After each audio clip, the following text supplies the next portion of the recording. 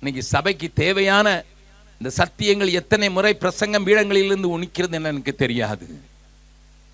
இன்றைக்கு நீங்க இருக்கிற சூழ்நிலையில எல்லாரும் நான் தான் நேரத்தை தினத்தில் சொல்லும் போது சொன்னேன், பாம்பே வரனாலே எனக்கு பயமா இருக்குது.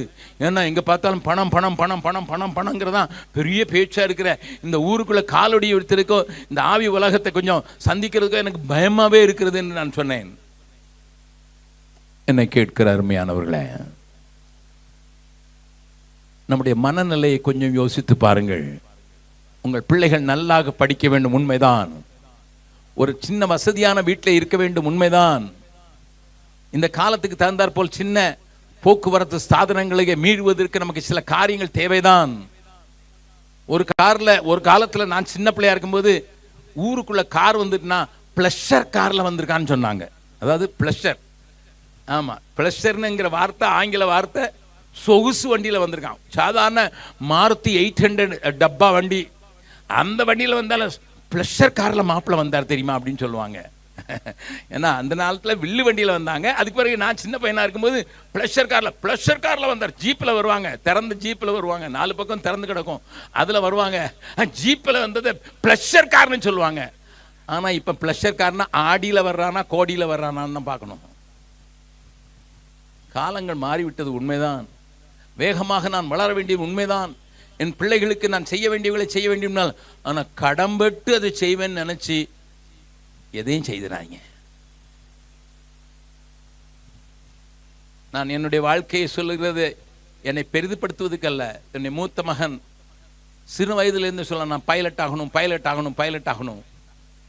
அவன் படித்து ஒரு ஸ்டேஜுக்கு வந்தோடனே, டேடி என்னை பைலட் ஆக்கிடுவீங்களா அப்படின்னு கேட்டான். நான் சொன்னேன், நான் இயேசு கிறிஸ்துவுக்கு ஊழியம் செய்யணும், உனக்கு இயேசுவை தான் தருவேன், ஒரு செங்கலையும் தரமாட்டேன் தம்பி.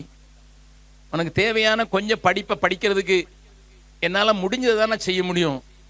அந்த நாட்களில் இன்னைக்கு இருக்கிறது போல ஃப்ளையிங் ஸ்கூல் அவ்வளோ சீப்பாக இல்லை. ஆஸ்திரேலியாவுக்கு போனால நான் இங்கிலாந்துக்கு போகணும் படிக்கிறதுக்கு. அதுக்கெல்லாம் அப்பாட்ட சக்தி இல்லைடா.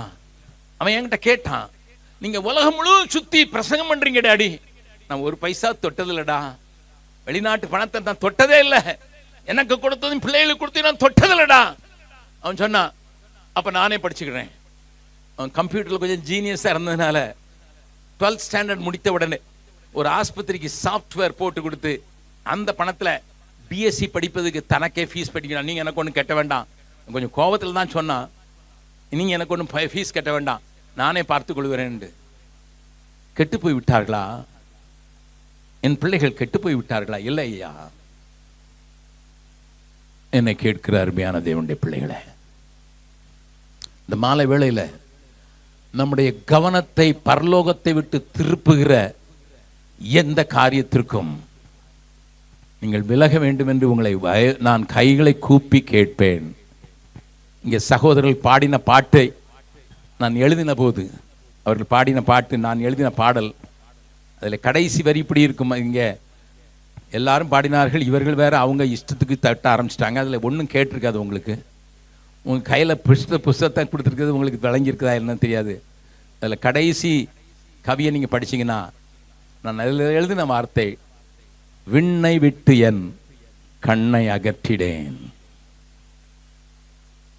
மண்ணின் வாழ்வையும் குப்பையாய் நினைக்கிறேன், விண்ணின் வார்த்தைக்கு என்னை தருகிறேன், உண்மையுள்ளவன் என்று நீர் என்னை அழைக்க வேண்டும்.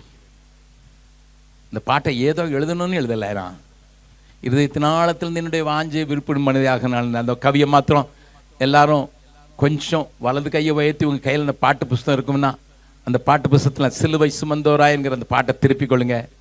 அதில் இருக்கிற அந்த கவியை மட்டும் பாடலாமா? விண்ணை விட்டு என் கண்ணை அகற்றிடேன், விண்ணை விட்டு என் கண்ணை அகற்றிடேன், மண்ணின் வாழ்வையும் குப்பையை எண்ணுகிறேன், மண்ணின் வாழ்வையும் குப்பையை எண்ணுகிறேன், விண்ணின் வார்த்தைக்கு என்னை தருகிறேன், உண்மை உள்ளவன் என்ற அழைப்பீ,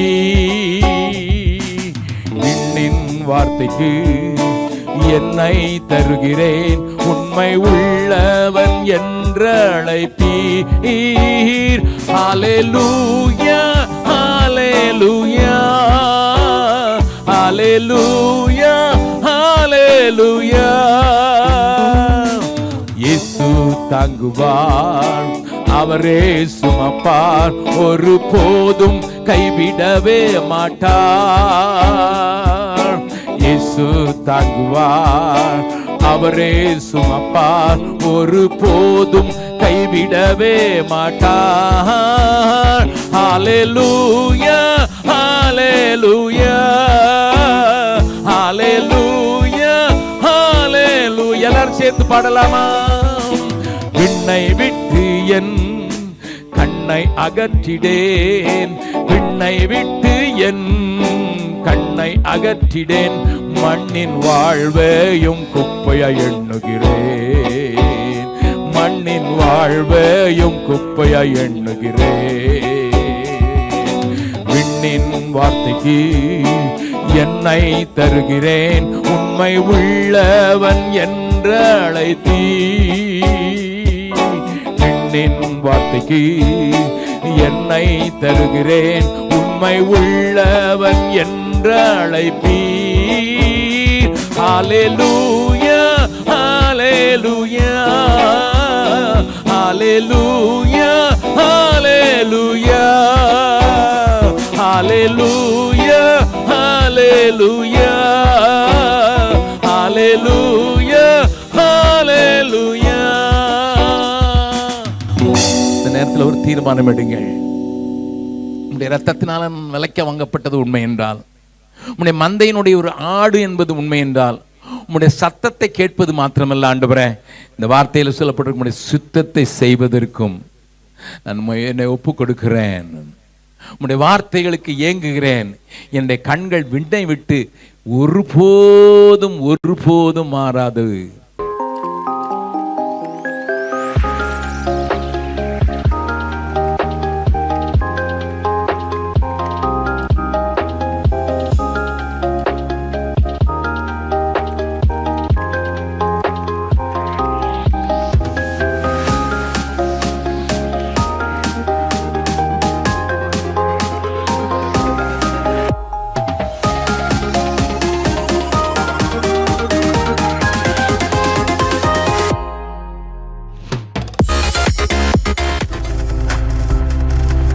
நீங்கள் பார்த்து கொண்டிருப்பது உங்கள் ஜாய் டிவி. உங்கள் துக்கம் சந்தோஷமாய் மாறும்.